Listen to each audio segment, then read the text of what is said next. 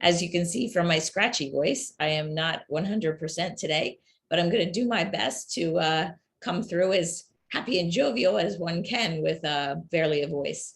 So welcome and hello to everybody. Thank you for joining us. As many of you know, my name is Mara Walsh and I am your host today. I am so excited to be hosting this virtual tour to explore another fascinating region in Italy with my favorite Italian tour guide and friend, Elena. I have not had the chance to fully explore this region, but I did a drive-by in 2016 when Elena and I were taking about 75 travelers from Italy up to the Swiss Alps. So I look forward to seeing and learning more about the lake region today. I'm very happy to be able to continue bringing these virtual tour experiences to you via Zoom and to Facebook Live. I'm going to share a little bit about myself for those of you who don't know me. My name is Mara Walsh, and I am in the United States, specifically between Philadelphia and New York, which puts me in the Eastern time zone. It is 5 p.m. Eastern time. The reason I mention that is because I know there's a lot of people that have to do conversions. So no, Eastern time is New York. If you're doing a time conversion to know when this program is going to go off live in your hometown. As you may know by now, when we're not traveling virtually, I host groups on physical tours as well as help others plan their own family and group vacations. My tours are mainly adult only and they're open to all men and women. My summer tours are all ages, usually from teens through senior citizens. If you want to follow our physical tours, please join my private Facebook group, Girl Travel Tours, where you can travel right along with us on your mobile device. When COVID struck, we were unable to travel physically. So I started traveling with my tour director friends virtually. And thankfully, these virtual tour presentations have helped many tour directors earn some much needed income and have kept the excitement of travel alive for my travel group and many of you. So they've served both purposes quite well. We've done more than 75 virtual tours, and the recordings are available on girltraveltours.com. They are now indexed by region to make it even easier for you to find one of the recordings. They're also on my Facebook page and YouTube channel. Actually, if you Google my name with a virtual tour and a location, it'll probably come to the top of the Google search and you'll be able to find us that way as well. And we have some more tours planned for this coming year. Some are listed on my website so that you can sign up for them. We have a few coming up. We have Galilee to Jerusalem for the Easter and Passover season. That'll be on April 12th.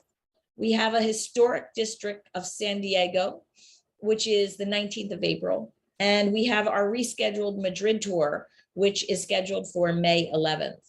We'll continue to try to produce these virtual tour presentations as long as there's interest for them. We will experience a lull during the high travel season, as many of the guides and I will be out on tour. Okay. Let's review a few ways for you to interact with us during this event.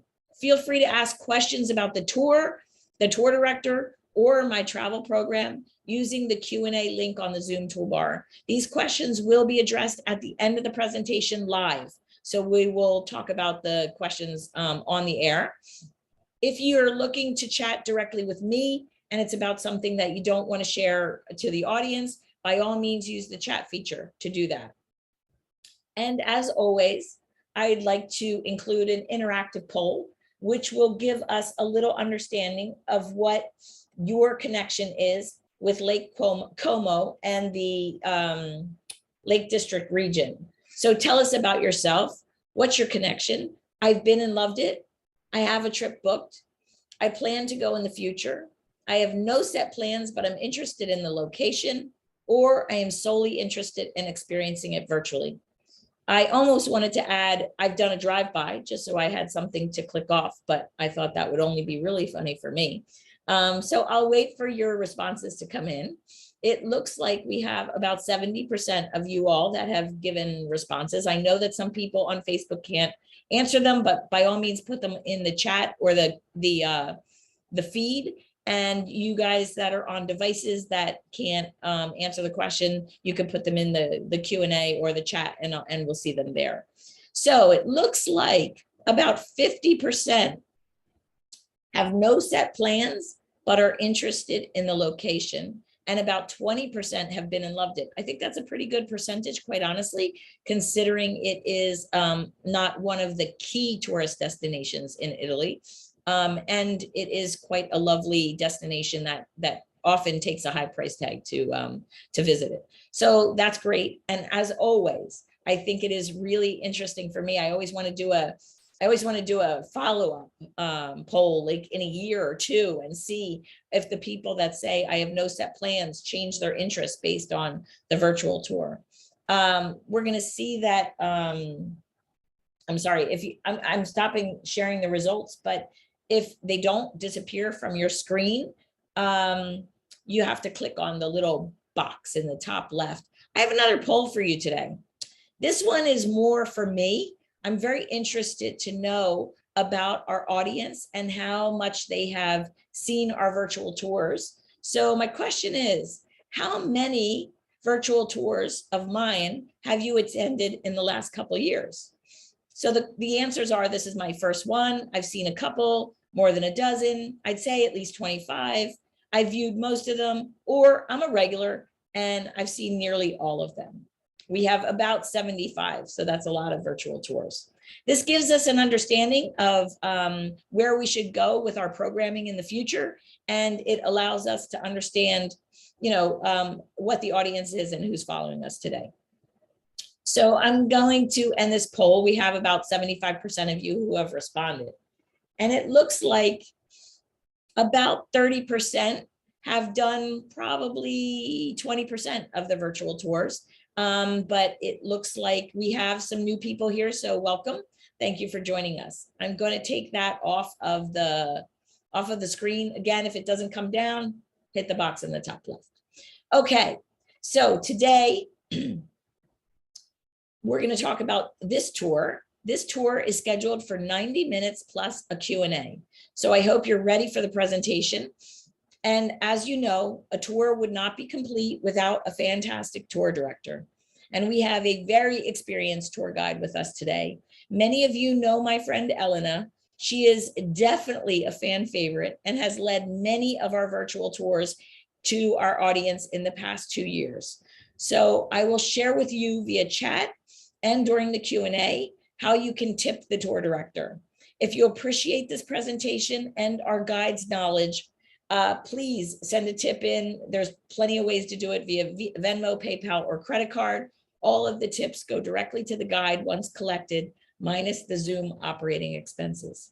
So today I want to welcome back my friend Elena, who will share with us a region of Italy that is dear to her heart, Como and the Lake District.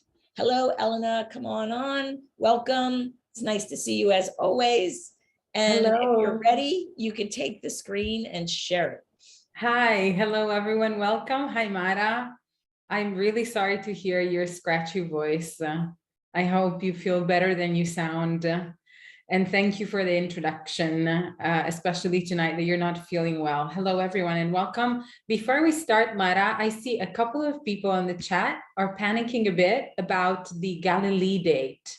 Because apparently somewhere on your Facebook, it says on the 13th, but here it says on the 12th. Thank you. So that's so my bad. I have a typo. It is on the 13th. So thank you for pulling that out. Okay. Yes, I so am sorry. It is on the 13th and I meant to correct that typo after last week, never did. So the 13th is the Jerusalem tour. Thank you for putting that out. Perfect, no problem. I wanted to clear that. Okay, I will share my screen.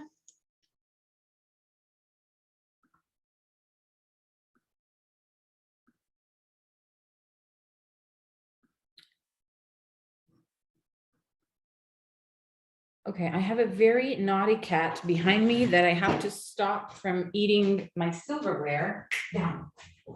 Ciao. Bye. I'm very sorry about that. Hopefully we'll not get interrupted again. The good side of being live, right? Also, okay, here we go. Hopefully everyone can see my screen. We are going to Lake Como on a virtual tour. Let's start. But as always, I like to start with showing you the latitudes of the place that we visit virtually together so that you can really have an idea of where it is as opposed to where you stand. With Como, we are on the 45th parallel north in Northern Hemisphere. This yellow line is right there where you see the dot on it. Mara? Elena, for some reason, we see a gray box at the top right. It might be the video box. Yeah. Is there any way to minimize that? What about now? It's getting better. Thank you. Okay, thank you, Mara. So as we were saying, yellow line, 45th parallel north, and the dot that you see more or less midway through the line is where Lake Como is placed in the north of Italy. Traveling west from Lake Como, we would encounter on the eastern coast of Northern America, the parallel runs through Fort Edward in Canada. In the Midwest, more or less in the States, in the Lakes region, and then on the West Coast, it runs through Salem, whereas from Italy traveling eastward, the parallel passes through the island of Hokkaido in Japan. Within the Italian peninsula, we are going to travel virtually together through one of the northern regions, one of the 20 regions among which Italy is divided. The one that I marked in blue, named Lombardia, or Lombardy in English. And this is it. Milan is the main city of this region. Lake Como is right there at the very top of the region. Together with other lakes, this body of water makes up what we call the lakes region in northern Italy. So we've got another huge lake to the west of Lake Como, Lake Maggiore, major or biggest, even though it's not the biggest lake in Italy. And that marks part of the border between the region of Lombardy and the region of Piedmont that stands to its west. I know Mara did a virtual tour of Piedmont with a colleague of mine, Raffaele. And then to the east of Lake Como, we have another. This one is the biggest lake, the vastest when thinking about its area, lake in Italy, Lake Garda, that marks the eastern border of Lombardy with the region Veneto, which is the region where the city of Venice is. You can actually see the lagoon right here to the very east. Lake Garda also has a little piece of it, the very top that you see goes beyond the borders of these two regions into another Italian region to the north, whereas Lake Maggiore, the top point of Lake Maggiore, is actually in Switzerland. So we have it, we share the lake with Switzerland. We are going to look, of course, at Lake Como tonight. This is it in a beautiful satellite image that really gives you an idea of also what surrounds it. Lake Como, in its origin, is a glacial lake. So it is the result of retreating glaciers during the last ice age. It has this very peculiar shape of an upside down Y with three branches, the upper one and then the two southwest and southeastern one. At the end of each of the branches, there is one main city. And each branch takes on the name from the main city that stands on it. So on the southeastern branch, we have Lecco, the city of Lecco, hence the branch is named the Lecco branch, whereas on the southwestern branch, we have the city of Como, and the name of this branch is the Como branch of the lake. The city of Como is where we're going next. This is it in an aerial photo. You see the whole city surrounding really the southern border of this branch of the lake. And now that we have arrived in Lecco, the first thing that we do is that we leave, and we leave Lecco to get to this beautiful place here. This place is called Brunate. And I want to take you to Brunate, which you can very easily reach when you are in Como. In this photo, you see Como lying at the waterline. This line that climbs up the mountain is actually a funicular that takes you all the way up to the top of the mountain where Brunate sits. When you arrive at the top with the funicular, you want to turn around, and this is your view. So you have the whole of the city of Como and the last part of the branch of the southwestern branch of the lake at your feet, and you have really a fantastic view. Brunate, which is a very small village, there is nothing particularly exciting about it other than the views within the village, but it has a very nice nickname. It is called the balcony on the Alps because on a very clear day at sunset or at dawn, this is a view that you might enjoy. So from Brunate, other than the lake and the city of Como at your feet, if you look on the horizon, you might see a whole stretch of the Alps. The part of the Alps that is the main peak is what we call in Italian the Pink Mountain. And then there is also another picture that I found that was taken very recently on a clear morning in February by a professional photographer with a really good camera, of course. And this was the view from Brunate on that day. Now, the skyscrapers that you see, this was taken, of course, with a very powerful zoom, but the skyscrapers that you see are the city of Milan. So from Brunate, you could look all the way, you could see all the way into the distance, into the city of Milan. That is where my house, that is where my house is. I realized that the three skyscrapers to the right are where my apartment is in Milan. To show you from above where we came from and where we're going next, we came from the bottom of the funicular, imagining that we descended. A nice thing to do if you're planning to go to Como and if you want to visit Brunate is that you go up with a funicular, but you can down on foot. And the walk is really nice. It is all downhill, of course, so very easy to do. And there are many Liberty and Art Deco and Art Nouveau villas that dot the path, bringing you back to Como. So it's a very nice walk, especially on a sunny day with the views in front of you and all these villas and gardens to enjoy. At the base of the funicular and following the water line, you would get to this dot on the map, which is one of the train stations that you can find in Como. So I thought of, what would I suggest to someone who wants to visit this place? And maybe some of you, I saw in the poll, some of you actually already are planning to come to visit Lake Como. So the best way to get to Como would be coming from the city of Milan, which is also a big hub for international flights. So I already saw that in the Q&A section, there was someone asking which big city would one fly into if one wanted to visit Lake Como. Milan is definitely the city that you want to fly into. And then from the airport in Milan, you have a very short train ride or car ride if you want to rent a car to get to Lake Como.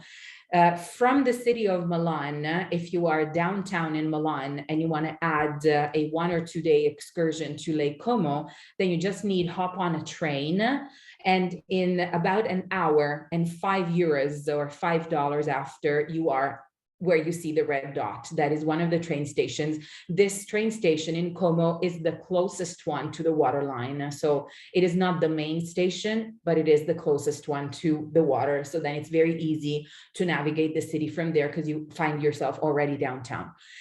For the purpose of our virtual tour, we want to imagine starting from that train station, and we're going to follow the water line and see what the city offers on its shore. But before we start, I want to take you here. This place doesn't look much from the outside, but it is actually a very nice historical establishment in Como. They started in 1921. So last year, they celebrated 100 years since they started their activity. They started as, if you look at the sign on top of the door, it says latteria. Latte in Italian means milk. So latteria, and I remember them still when I was a kid, but they died out. We don't have them anymore. But they were places where you would go to get your milk, maybe your dairy, and candy. So my grandma used to bring me to a latteria, and you could choose the candies and have them by the weight. This place was a latteria and then also a gas pump all together in 1921 when they opened. The gas pump disappeared at some point. They stayed a place that produced the sweets, and they are today one of the most famous gelato and pastry shops in Como. They have refurbished the shop in the 1950s, and it stayed as it was when they refurbished it. They never touched it again, so it's very nice also inside. They have this little car. This is a very vintage model in Italy. It's called Ape. It's an Ape car that they use to make deliveries in the area. And then they also have this little vintage looking cart that you can find around Como in the parks, on the waterfront, in the streets of the city, selling their gelatos also around town. So we grab our cone. They are very, very famous in Como because, again, they have a very long history. They're very much respected, and theirs is one of the best gelatos in town, in my opinion. They have 2 shops, by the way, so you can find it if you roam the streets of Como. Grabbing our gelato and eating it along the way, the first thing, or one of the first things that we would encounter along the waterline in the city is this breakwater that you can walk. It's a 400-yard walk into the water of the first basin of the lake. At the end of the breakwater of the dam is this deck. So of course the views are already beautiful from the end of the walk. And then on the deck is this installation, sculpture, work of art that was added quite recently. And that is by a very famous international architect. You might have heard his name, Daniel Libeskind. He did this project that was asked for by the city of Como, that was inaugurated in 2015. In 2015, Milan housed the International Expo. So they decided to inaugurate this work also at the same time as the Expo. Of course, you understand, even though the Expo was in Milan, it did attract a lot of people throughout the 6 months of its opening in the whole region around Milan. And because we are 40 minutes / an hour away from the city, also Como and the different towns along the lake participated into this event. So this was unveiled more or less at the same time as the opening of the Expo. And it is a work that is entitled The Life Electric. And I'm going to tell you in a second why. Daniel Libeskind, I was mentioning, you might have heard of him. He is internationally known.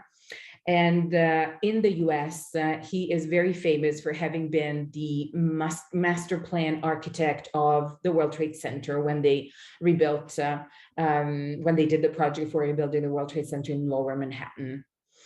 This is to show you, this photo is to show you where the installation stands. So at the very end of the dam, on the deck. The dam is there for a very easy reason.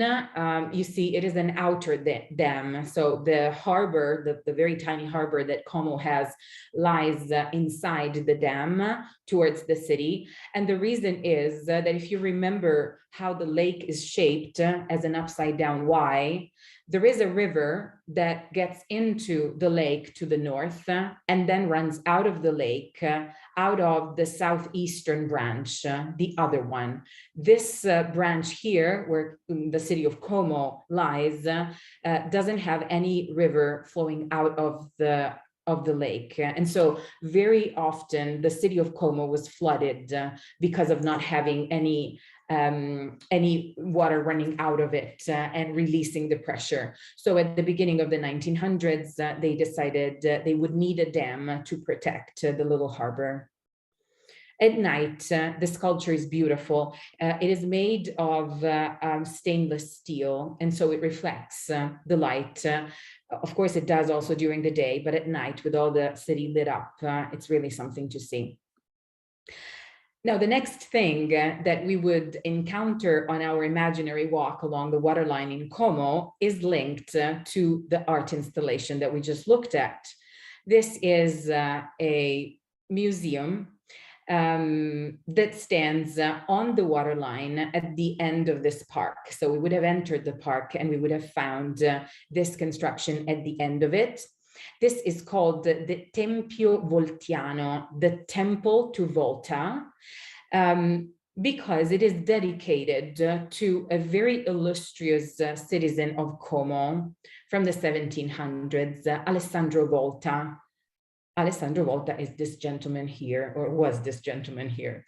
Now, Alessandro Volta was a physicist, and he was incredibly successful in his career and became incredibly famous throughout the world for having invented the battery. So voltage or volt, the unit of measure in electricity, comes from his name. If you visited Italy before the year 2001, you might have seen him on our banknotes. We paid homage to our Alessandro Volta by placing his portrait on one side of our 10,000 liras banknote, and you can see that on the opposite side, the little museum that stands in Como was represented. So the museum is a place that was built for celebrating the anniversary of the 100 years since the death of Volta. It was inaugurated in 1927. Volta had died in 1827, and it houses a collection of the instruments that the physicist used. There is one of his early voltaic piles, one of his first batteries on display. And I wanted to really show you the monument because it's really beautiful inside. So we're going to look at it together with some music.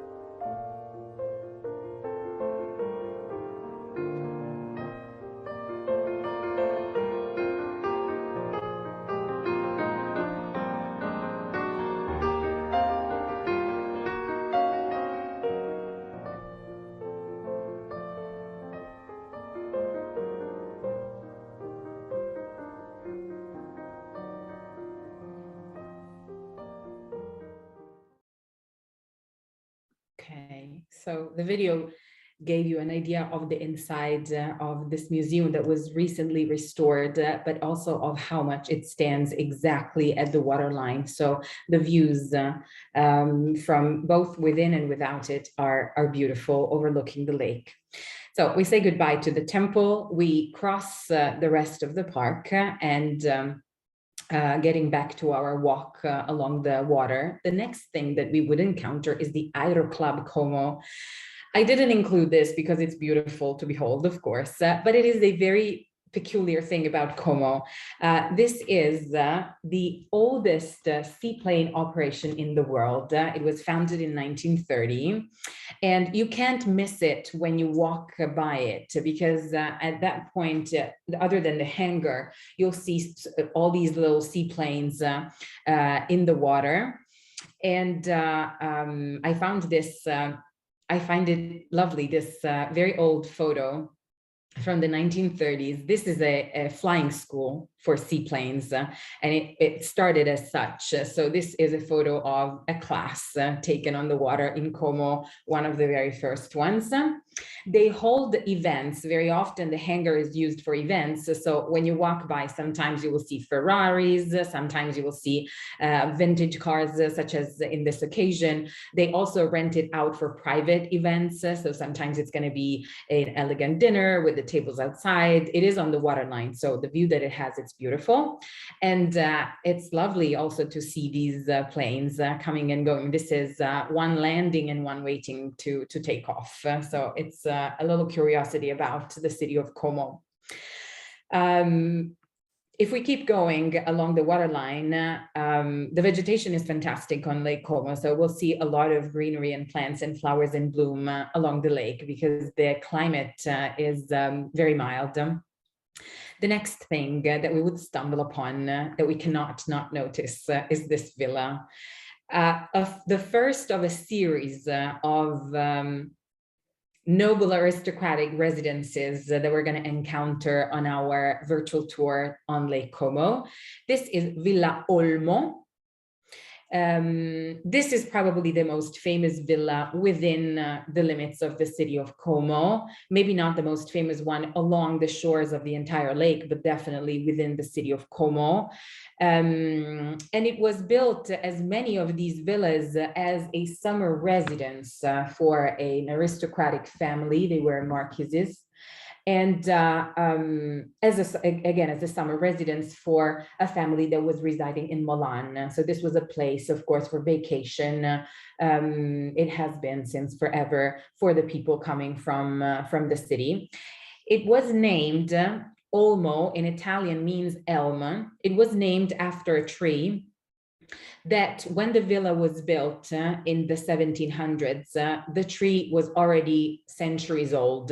Now the tree doesn't exist anymore, but the name stuck. The name stuck. It stayed with the villa.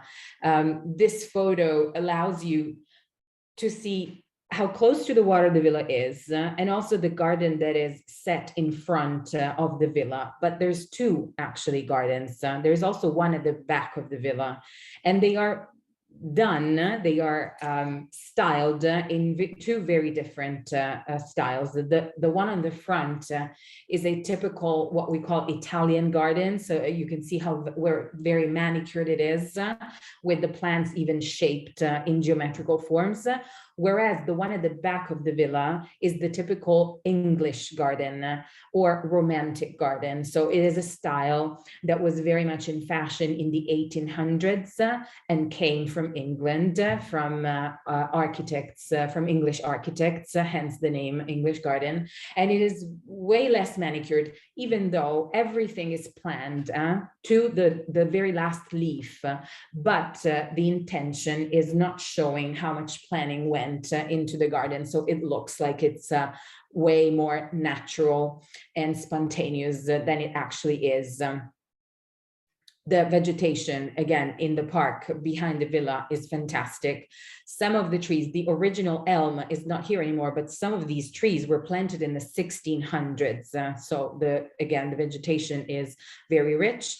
This is a fantastic place, of course, to behold at night. It is owned by the city of Como, so it is a public monument, and the city also takes care of the illumination of it at night. It also has a little beach club or waterfront club where you can choose either the pools. They have a couple of swimming pools, but also you can choose to bathe in the lake on sunny days. And the villa and its park are the the point of origin, the beginning point of what is in Italian the kilometer of knowledge. In English, it probably would have been the mile of knowledge, but it is the beginning of a path that links together through greenery three different historical villas, Villa Olmo being the first of the three. And they called it the kilometer of knowledge because it is a cultural journey other than a green corridor. And let's look at it together. After Villa Olmo, the next villa would be this one, Villa del Grumello, which is another historical residence. The construction, or at least parts of it, have been here since the 1400s. The 15th century is when it was started. It changed its aspect many times, of course, throughout the centuries. With the changing of the property, each new owner wanted to renew its aspect to follow, the different fashions in architecture, the different styles. So of course it doesn't look anymore like it did originally speaking, but it is a place again where some building stood here since at least the 1400s. Nowadays it is run by a foundation. It can be visited, so it is not privately owned anymore. It can be visited and it houses very often exhibitions, events. There are greenhouses that can be visited that house both plants, but also whenever they do have a temporary exhibition, they will use the greenhouses to house works of art as well. There is this lovely smaller greenhouse that is set up as a library. And in the picture here, you can't see it, but outside of the windows of the greenhouse, you see the lake. So you can just come here. It's a free library. It's a public library. So you can just come here, sit down and read your book or study with the view of the gardens and the lake right out of the window. And this is the last complex, the last residential complex that is part of the kilometer of knowledge, Villa Sucota. Villa Sucota is not owned by the city, but by 3 or 4 different cultural associations and a foundation mainly that run it. It is the seat nowadays. These two can be visited, both the building and the gardens. And it is today the seat of a foundation named after an Italian, a Como citizen, Antonio Ratti, who was a very important entrepreneur in the sector of silk manufacturing. Now, the manufacture of silk is incredibly important in Como. It has been since the 1400s, and it has become throughout the centuries to this day one of the main places in the world for the production of silk textiles.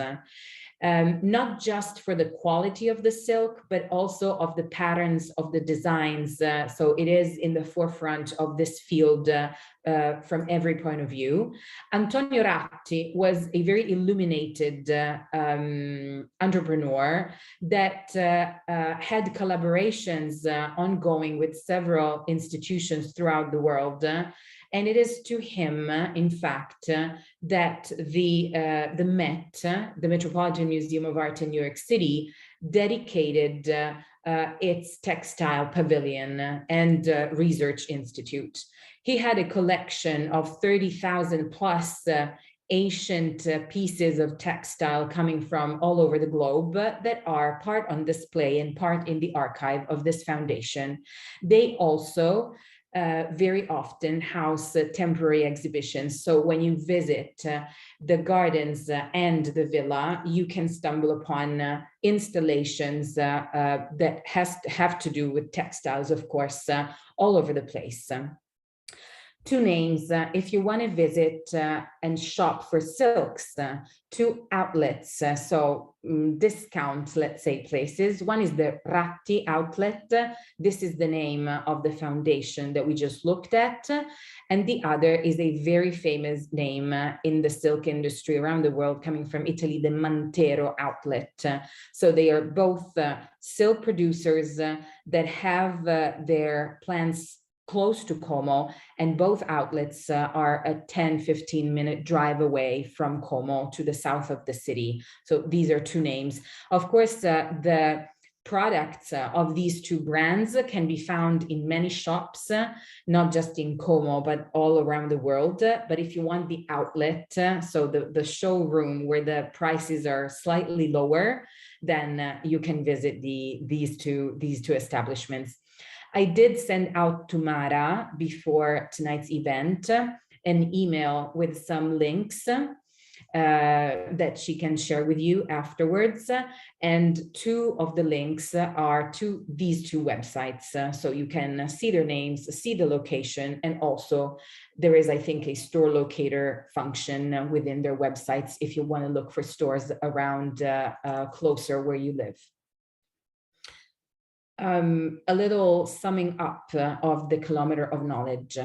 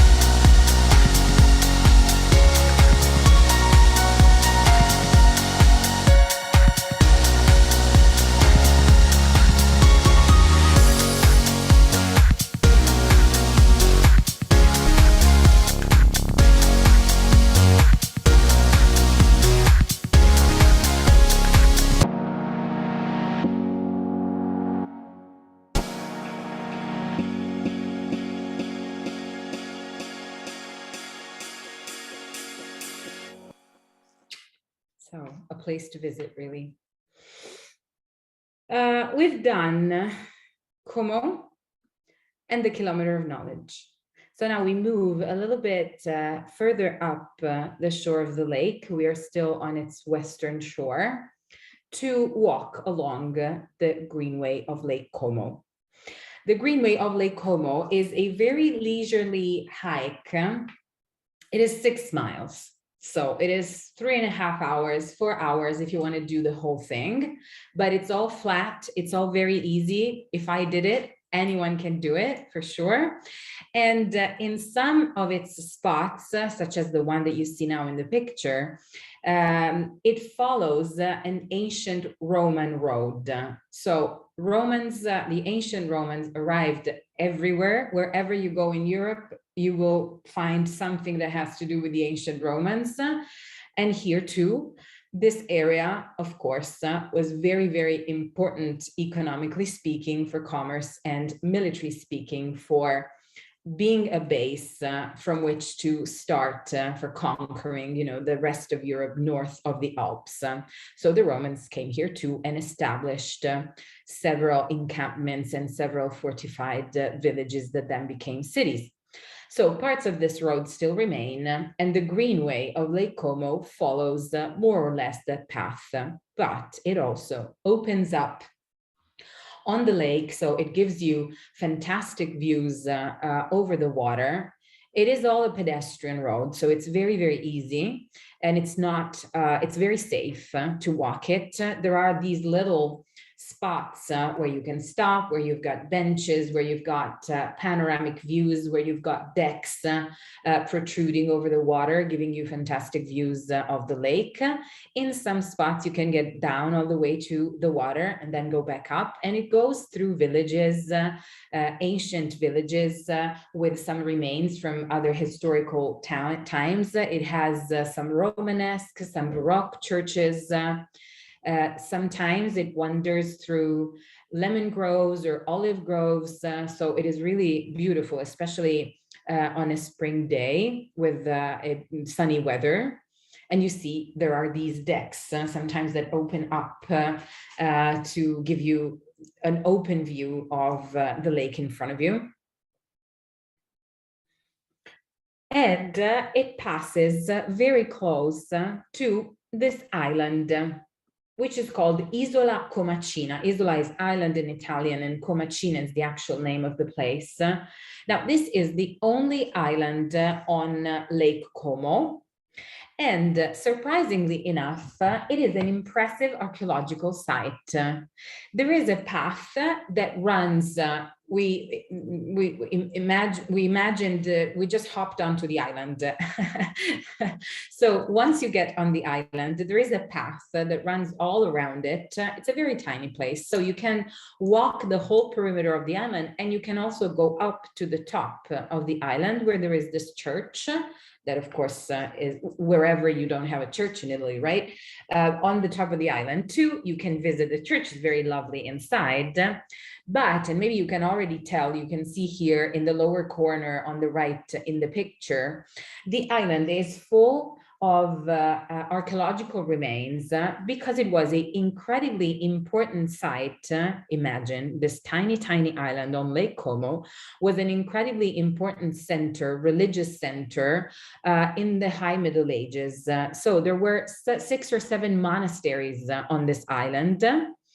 And we have the remains of them with the beautiful vegetation around them and the views of the water behind them, so they can all be seen. The story of the island is quite tragic in the sense that at some point, the city of Milan and the city of Como were fighting each other in a war for who would control the territory surrounding them. The island, this island, Comacina, allied itself with Milan, imagining that because it was a powerful city, it would prevail. Wrong. Milan lost the war when Como, the city of Como, allied itself with nonetheless then the Holy Roman Emperor Frederick Barbarossa, Frederick I, who came down from Germany and sacked the city of Milan, destroying it completely and also destroying everything that he found on the island. So the citizens of the islands were all exiles at that point. And this is why we are left with the remains, and nothing was ever rebuilt since those times. When you finish your tour of the island and you get back to the little dock where you will have arrived with your ferry, there is this restaurant, the only one on the island, of course, that is incredibly famous because it's been visited by many VIPs throughout the decades. It has been here for many decades. And you can have lunch. It's not going to be the most cheap lunch along the shores of Lake Como, because of course it has a little bit of an exclusivity factor, being the only rest point on the island. But look at the view. It has this fantastic terrace that is perfect for having lunch or even dinner in the summer when days are long and you still have a lot of light until late. And the food is really, really good. So it is a worthy lunch on the island. Next, hopping back from the island on the shore, we reach this village, Menaggio. And we use Menaggio as a base to get on a ferry. We finally crossed the water. And from Menaggio, we want to get on our boat to Bellagio. Bellagio rests at the very end of this headland that is the strip of land dividing Lake Como into its 2 southern branches. So the southwestern one with Lake Como at its end that we've just seen, and the eastern one with Lecco, the city of Lecco, at its end. Bellagio sits at the very tip of this headland. So on one side and on the other side of the promontory. This is where you arrive with the ferry. This is the public ferry dock, very nice and elegant. And then you are on the waterfront when you get off your ferry. And these buildings, especially, we are very much close to the most central part of this village. These buildings are hotels mainly, but on the ground level, they all have shops. And there is this lovely arcade with a lot of cafes and little shops that is very much a blessing, especially in the summer when the heat is unbearable. So the arcade is fantastic. If you walk along the waterline, you also get this beautiful promenade that is very well manicured with all the oleander trees. Again, the flowers are fantastic on the lake. So a really good season to come is the late spring. If you come in the early spring, it's lovely, but you risk a lot of rain. So right now, at this time of the year, you risk finding a lot of humidity, a lot of rain. Whereas if you come towards the end of May, there is a lot more guarantee that the weather is going to be dry, not too hot, not yet humid as it is in the summer, and everything is going to be in bloom. So again, the vegetation is, the Lake Como is famous for its flowers.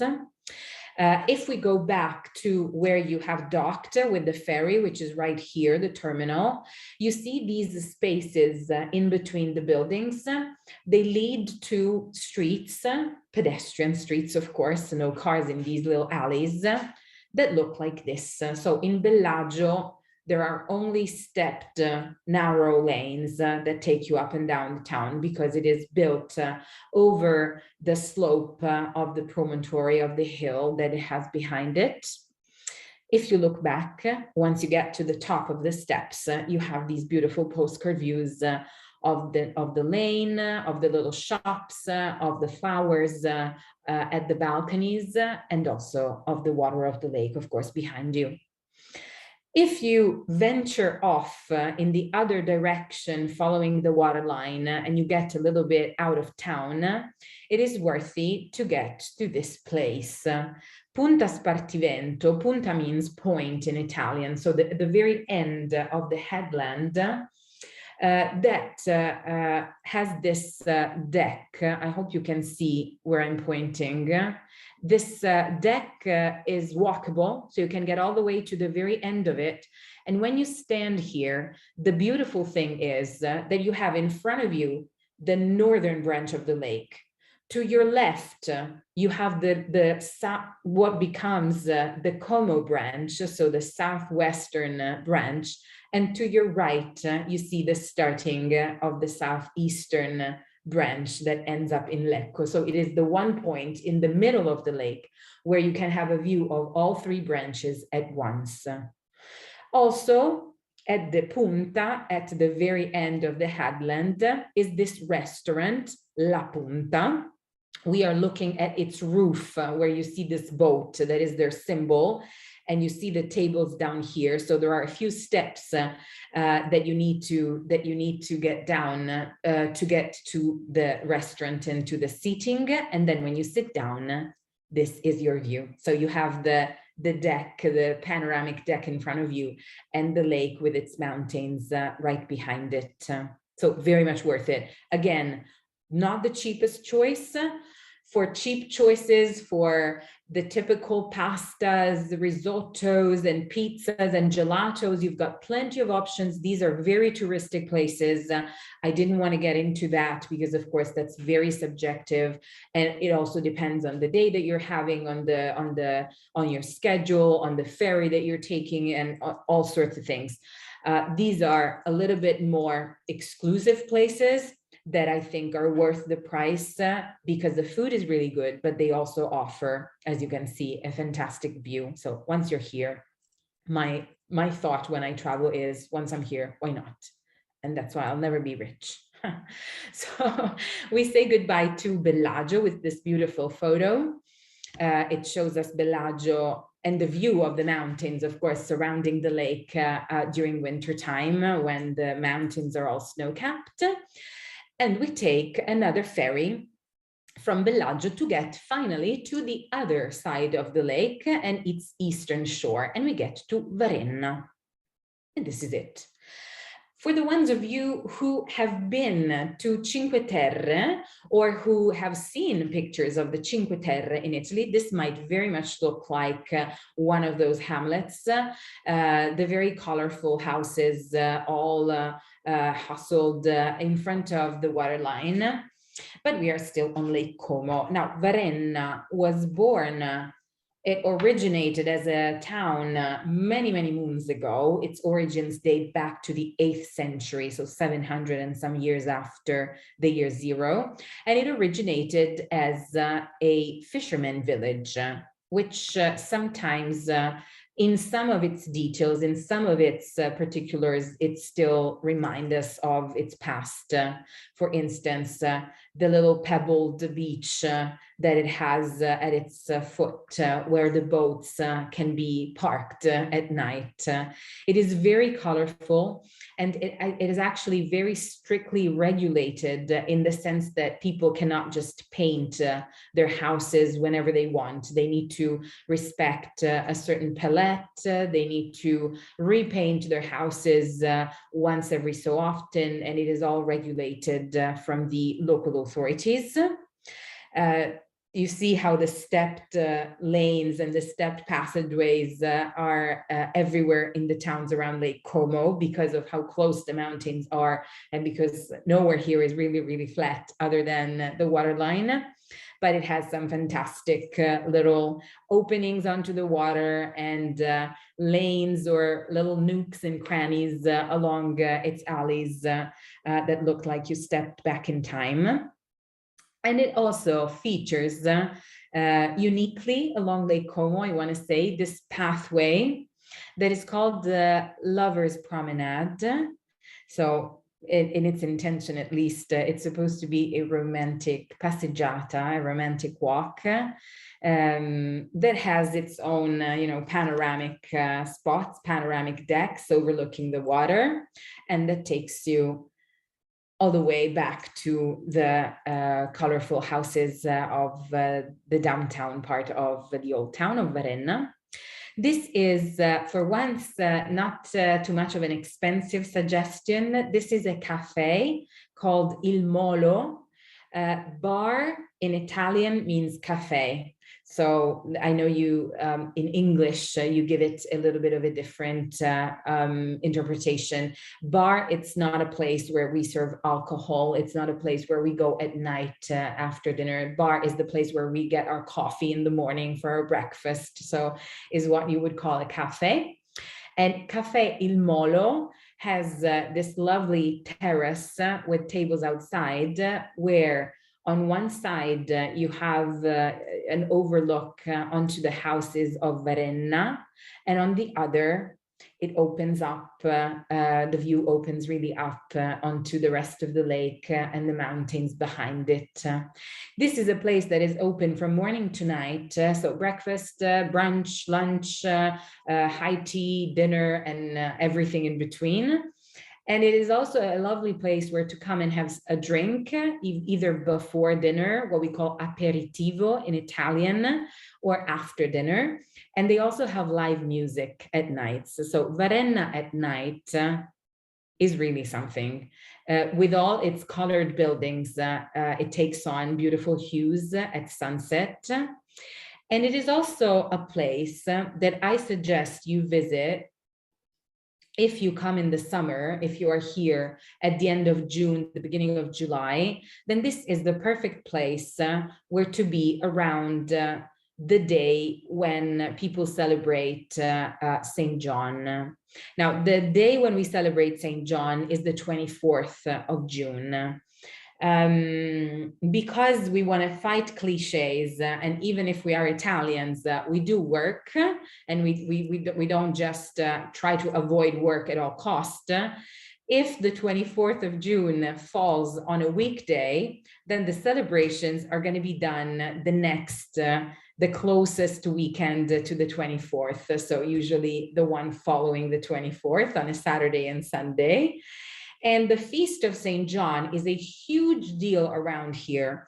Another place where they celebrate St. John with a huge event is Florence. So if there's anyone in the audience tonight that has followed the event we did with Mara back in, oh my God, January 2021, about Florence and Tuscany, you will have heard me explain about the Feast of St. John.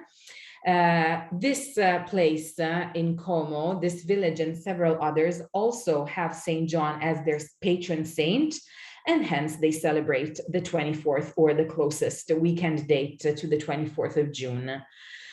I think it's a lovely spectacle to behold. There is a tradition for the Feast of St. John where people will place in the water thousands of small lights that then float on the water.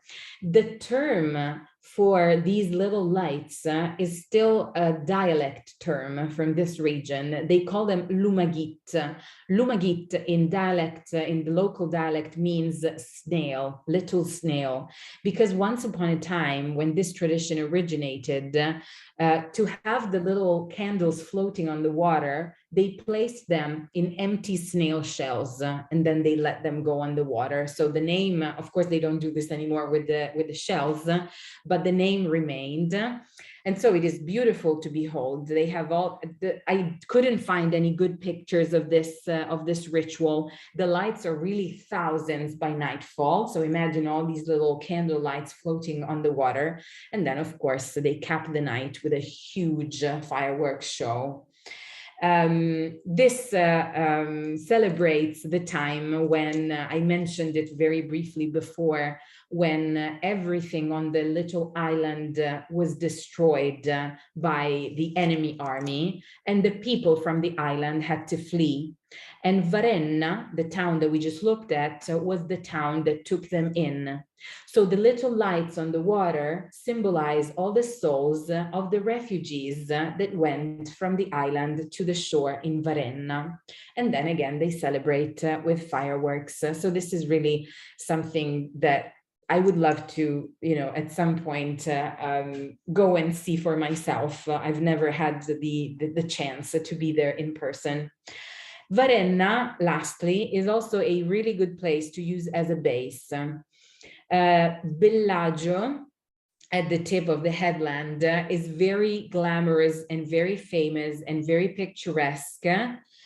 Some would say more than Varenna or other places. I don't agree. These villages are all lovely, each one in its own way.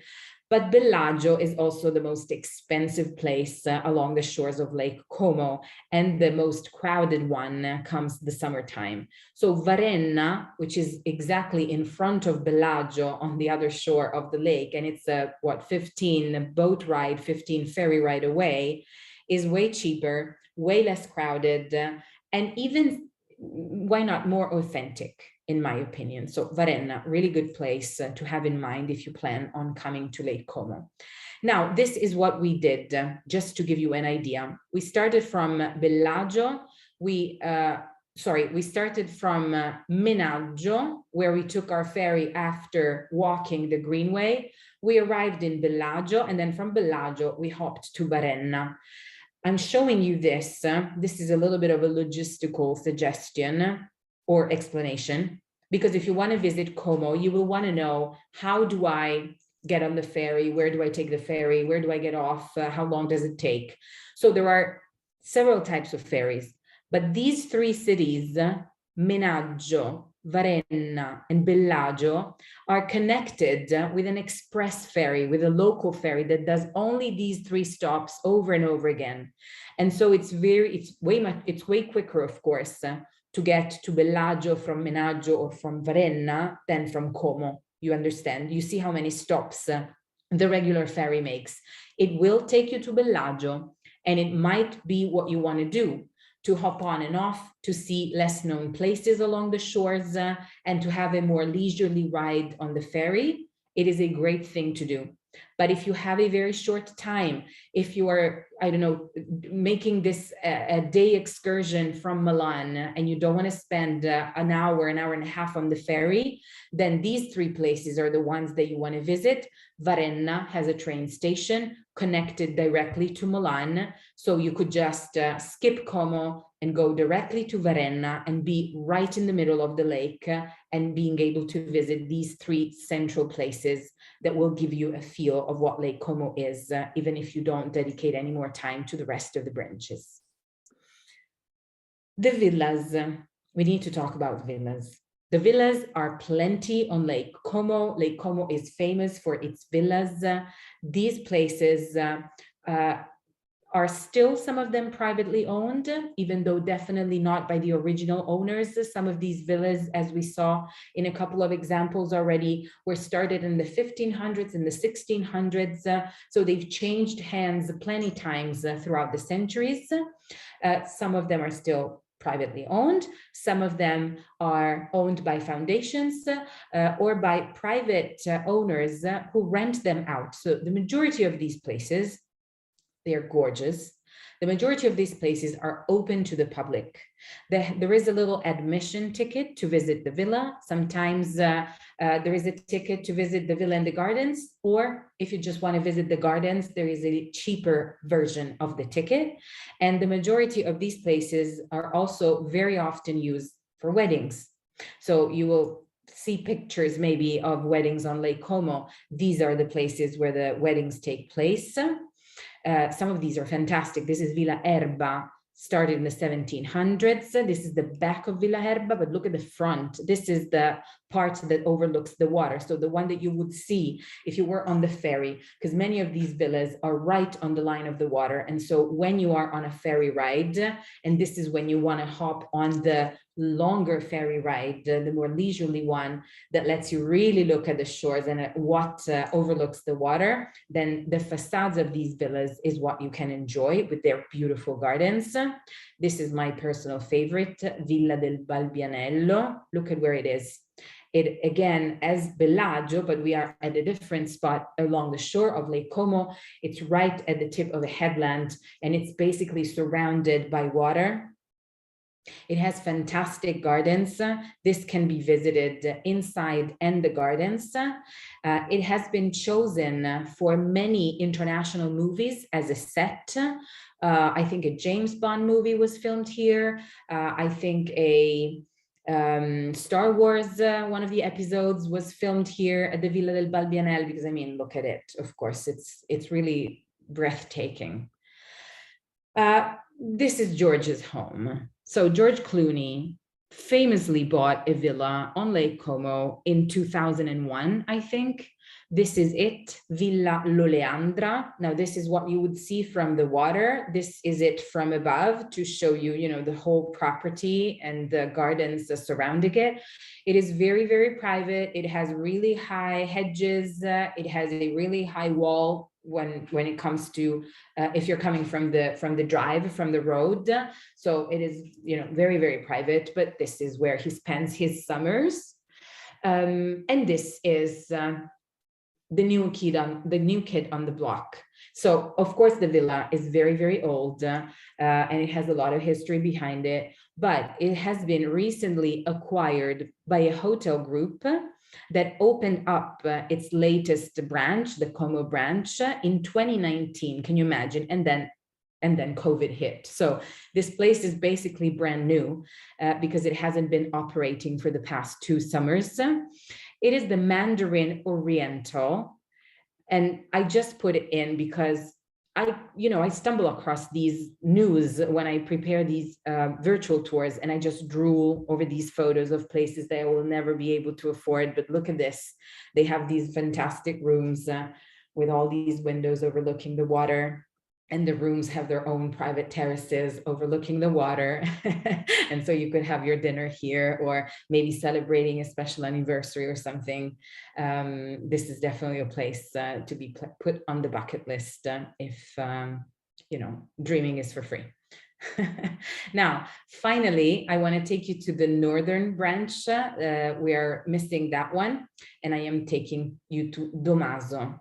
And Domaso, I think it's a really nice suggestion if you're coming in the summer, because it's a little bit out of the beaten path of the 2 southern branches that are very much crowded with tourists, June, July, August, even September, when the weather is good. It is still a beautiful location, as you can see. And also the added bonus in Domaso, in my opinion, is that it has this very long beach. So maybe you're used to ocean beaches, very wide, very long, lots of room for everyone. Beaches in Italy are very different. And even on the lake, you see how the strip here is very, very narrow, and it goes into a lawn right away, a green lawn right away. But it is longer than it shows in the picture. It couldn't be taken all in the picture. And it is, it's for free, of course. You see, you bring your own chair, you bring your own towels, and you just set up wherever you find a comfortable spot. You can find a spot in the shade of the trees, if you prefer. And you have also this lovely walk, if you can see, that runs parallel to the shore and to the beach. So it is also a very good place if you come with kids. Domaso, because again, it's a little bit out of the crowded areas. Of course, there is a ferry stop. There is a dock in Domaso too. So it is covered by that, by the lines of the ferries that I showed you on the map before. You can reach any other place on Lake Como from here, but to use it as a base to sleep, to have here your hotel, and maybe if you're spending some days on Lake Como, have 1 or 2 days just relaxing on the beach, it's a good idea. And also, there is a place where I would like to take you to, Sorsasso, right behind Domaso. We are leaving the shore for a second and we are climbing the hills behind the city of Domaso. And you see how they are terraced, the hills, and they are terraced for growing vineyards. So Sorsasso is the name of a farm that produces wine. You can visit it. This is just one example, of course. There are many farms.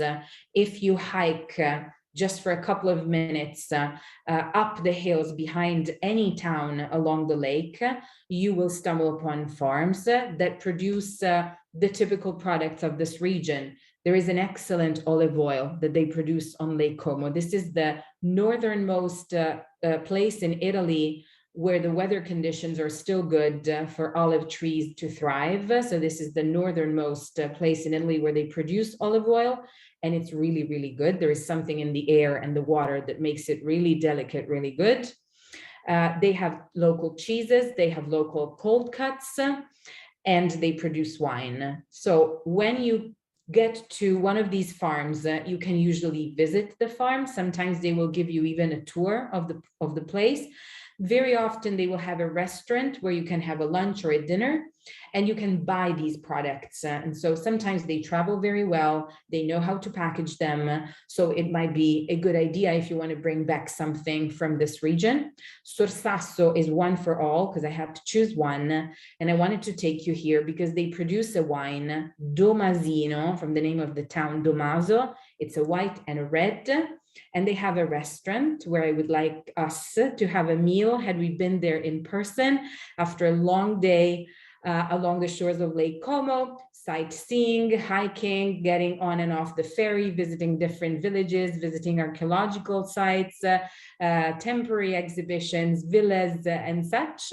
We could have a meal here overlooking the lake in the shade, and having a glass of chilled white Domasino wine.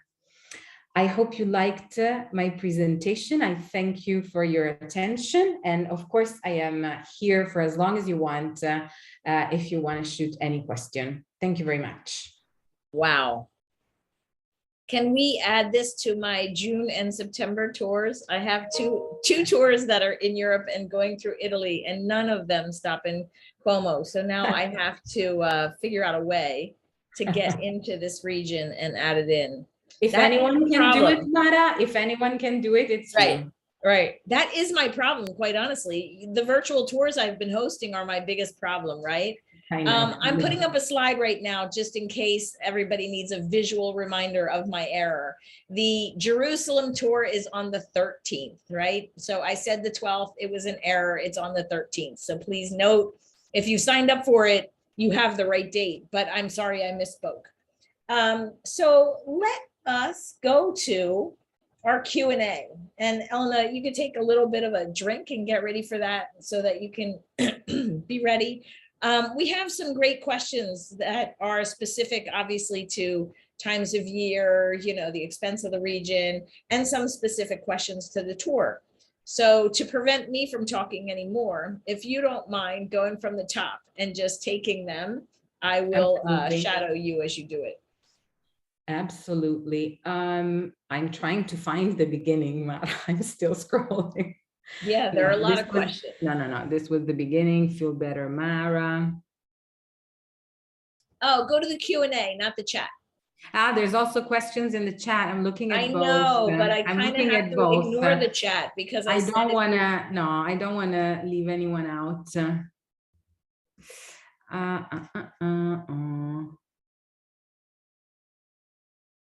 I swear I'll find it. I swear I'll find it. Will a link be given to this recording? I had to join late and very disappointed. I missed so much of the presentation. Yes, so if you there's an email address, I don't know if you want the email address, Mara, but I'm sure you'll have it, no? Yes, I will. And anybody who's missing this week's virtual tour, it's on the homepage of girltraveltours.com. And then there's a virtual tour drop-down menu that allows you to go to every single tour that we've ever done. And they are categorized by region. So if you're going to travel or thinking of traveling, that's a great place to do a little bit of research before you think about where you want to go. There is a question by Dizalevi. Where does George Clooney and his family live? I think this was before I showed it, Villa L'Oleandra, but that is only a place where they spend their summers or parts of their summer. So George Clooney does not live on Lake Como. He does not spend his whole time on Lake Como. There's a lot of pronunciation questions. Let's get them out of the way, right? I'm going to butcher them and you're going to correct me. Bellagio. Bellagio. Bellagio. You don't hear the I. Bellagio. So it's really not 4 syllables like we Americans think it is, right? No. Bellagio. 3. Yeah. Was the area with the massive estates similar to Newport in the States? I haven't been to Newport, so I don't know about you, Mara. Have you? I don't know enough about that because I haven't been to Cuomo. So if we could put our two heads together, Scott, that question Scott, you will have to come to Como and realize this for yourself. Then there's someone saying that they adored Varenna, Angela. I understand. I fell in love with Varenna too. Lois Forster asks, is it safe in these areas? Is there a lot of crime? What kind? Lois, super safe. Keep in mind that it is a very rich region. It's a very wealthy part of Italy. All of northern Italy. But then when you get to these smaller towns, you don't have the big city problems. And so these places are very wealthy, very quiet, other than tourism, I mean, but no, not a lot of crime at all. The villages you mentioned, Elena, are they day trips or do you go out and stay there? What do you think a tourist would do to experience those villages? So if someone is based anywhere around the lake and spending several nights, then you might want to read up a little bit about the different towns and decide where you want to spend most of your time. I would say Bellagio is probably worth a whole day, morning to night. And Como, definitely, because it's a little bit bigger than the other towns. So there's lots more to see. And maybe you want to dedicate one day to the hop on, hop off ferry, where you go all around the lake and you can hop off in some places. If you want to visit a villa, if you want to visit a garden, if there is an exhibition that you want to go to, and then you hop back on the ferry and you see the rest of the lake just from the ferry. So that can take a day. And maybe if you want to do the hikes, that's another day that you want to dedicate to that. But you could also do all that I did in the virtual tour, maybe not all of it, but the main sites, so Como, Bellagio, Varenna, and at least one of the 2 hikes that I showed in one day, coming from Milan. So not even spending the night on Lake Como. These are very small places and they are very close to each other.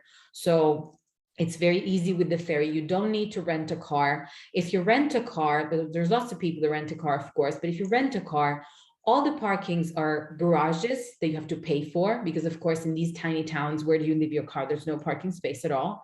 And then there's places such as Bellagio, where the lanes are this tiny and you don't want to drive on those roads. And then you have to go up the hill, down the hill. So even though you can get on the ferry with your car, some of the ferries are big enough for cars to cross the lake and not have to drive around it.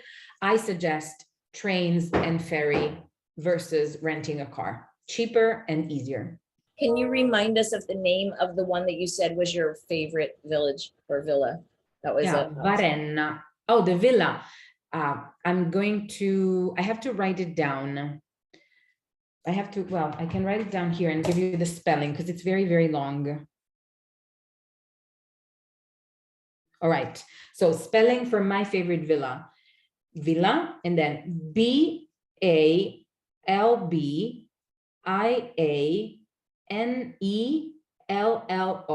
Of course, it's the longest, the one that has the longest name. It couldn't be the one with the shortest. So I'm going again. BALBIANELLO. Balbianello.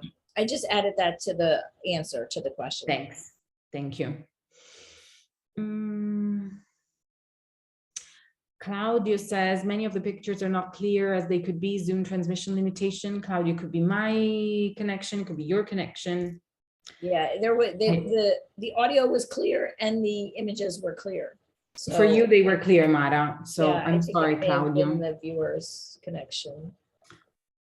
And then Lois asks, how many people are in these small places? What about schools and churches? Is it far for some or within their cluster? No, schools and churches close for everyone. There's plenty. Sometimes for the smaller villages, they will be very, very small and tiny, both the schools and the churches. But for each community, you have more than one school and more than one church for sure, catering for the community. And as for population, these are very, very tiny towns, very tiny towns. So, I mean, between several thousand to 80,000, the biggest cities around Lake Como, like very, very tiny. Can you speak to Lecco? Is it Lecco? Lecco, Lecco. What about it? It was not mentioned, so somebody's asking. It was not mentioned. There are so many places that I couldn't mention that I would have wanted to, but that, of course, it would have been way longer. Lecco is another lovely town. It's a little bit off the beaten path when it comes to Lake Como, because of course the city of Como, being the namesake for the lake, attracts a lot of people just for its name, you know. So Lecco is less known. That branch of the lake, the southeastern one, is the less known one, so the less touristic one. So Lecco is a lovely town. It is placed in a spot at the very end of the branch, and then after the branch ends, there is another little lake that opens up right south of Lecco. So Lecco has its own lake named the Lecco Lake. So it is a lovely town to visit, of course. I have a good suggestion for a fantastic hotel in the area around the city of Lecco. So I might, email it to Mara, maybe Mara, and you can add it to the links in the email. So it's definitely worth going in Lecco. It has a train station too, so it is well connected both to Milan and to the rest of northern Italy. So yeah, definitely, I wouldn't skip it if I were to go.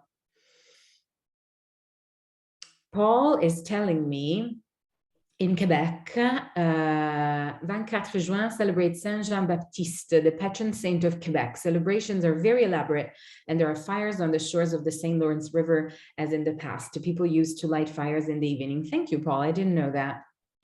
Bonnie, your tours have been so fabulous. Thank you. Love the expression, dreaming is for free. Mara, you liked the expression. I love it. Yeah. Well, you know, when you were meant to be rich, but you weren't, like me, and you have very high taste, you like expensive stuff, you need to be content with dreaming. Tama Bloch is asking, what are reasonable places to stay? So I mentioned a couple. Varenna, I mean, nothing is cheap along the shores, okay? You have to understand that because it's a tiny lake, because let's face it, it's a tiny lake compared to others in the world, I mean, of course, prices are high. So nowhere is going to be cheap as an absolute, but cheaper than Varenna, definitely. The northern part of the lake, I showed you Domaso, the last place that we talked about, but of course there's a whole other bunch of places around the northern branch. That's definitely the cheapest where to find a hotel or an Airbnb. If you want to rent out an apartment, I'm sure there's plenty of options than the southern. And because the lake is not so vast, then it's easy to just hop on the ferry and cross it in half an hour, 45 minutes to go from one end to the next to the other. So very, very doable. In the beginning of the tour, you showed the seaplanes. Is that for tourism? Is it private commuter? What are those seaplanes? No, that is a flying school. That is all they do. So they provide lessons to obtain licenses for pilots who want to become seaplane pilots. I know they have different levels, so you can go have lessons with them if you're an amateur and you've never done it, or if you're a professional pilot and you want to add one more license and so on. But it's not you cannot rent a private plane for touristic purposes. Is there, since all of the villas seem so close to the water's edge, is there an issue with flooding at all? Yes, in some places there is. George Clooney in that villa before his time, but in that villa is one of the examples where they had to build a wall right in front of the garden to avoid the water coming into the house, because yes, you're right, they are so close to the water line that sometimes, and especially for the ones as Villa L'Oleandra in the southwestern branch, that is the one it's the blind branch. Now it has no river flowing out of it, so it has no release of the water pressure. Then those are the locations, those are the places that are most frequently subject to flooding. Nowadays, of course, they have ways of avoiding it, and they did build some dams or some walls, but it has been a problem in Lake Como since forever. Yeah. So going back to Villa Olmo, what is that used for today? Villa Olmo today is used for temporary exhibitions, cultural events, concerts. Last year, they had the first edition ever of the Villa Olmo Festival. There was several events throughout the 3 summer months, and they used the gardens too for open air concerts, for open air events. So they use it for public events very, very often. But it is open to the public even when they don't have events running. So you can just, there's opening hours, and the gardens are always free to roam for anyone who wants to. And the villa has certain opening times, but you can visit it even when it doesn't house specific events. There's a question about traveling from Como to Granata by foot. Is it possible, or do you have to take the vernacular? No, you can go on foot. You can go on foot. It is very vertical. It is very steep. So in a very short actual distance you cover, you have a lot of difference in height, but it's definitely doable. It's a lovely hike. You would take the same route that I suggested to get back down in Como from Brunate. So you can do it both ways, definitely. Thank you for all the thank yous and the the good feedback and the comments. I'm reading them, And thank you very much, everyone. I would like to thank each and every one of you personally, but we don't have the time. I'm happy you liked it. It looks like we've been through the questions. Are Someone you says, seeing any my more? son, sorry, Mara, someone says, my son is in the army in Vicenza. Is there reasonable places to stay? Definitely. Vicenza is not very touristic. Vicenza, though, is in the region next to Lombardy, closer to Venice. But yeah, in Vicenza, you can find places that are affordable to stay. The most scenic part of the lake is by far Lecco, for so many natural reasons. Why not include it? Claudio again. Claudio, I had to choose, and I had to keep in mind that there will be people in the audience tonight that never have been. And so if you say that you think the Lecco branch of the lake is the most scenic part for so many natural reasons, it sounds like you've been, and so you had the possibility to choose for yourself. But a lot of people tonight have never been, and so I didn't want to take away the chance for them to see the most famous parts of the lake that they will have heard of, like Como. So I had to choose. Of course, we might do another one maybe one day on Lecco. Why not? That's right. Why not? Well, having said that, I want to thank you so much for coming. I know that your season is really starting and you are very, very busy right now. So thank you so much for pulling yourself away and bringing us this virtual tour. And thank you everybody for coming. I have a slide up right now. If you'd like to transition from virtual tours to reality tours, look at the list. If you want to travel with us, we have a lot of fun, and it's a lot of great people that come along with us. If you would remember, I would just say, tip the tour director. Don't forget the time and energy put into this presentation is valuable, and we should show that appreciation. So for tonight, I want to say thank you and goodbye, and I will see you next week. Thank you so much, Elena. Hope to see you in person. Thank you, Mara. Thank you, everyone.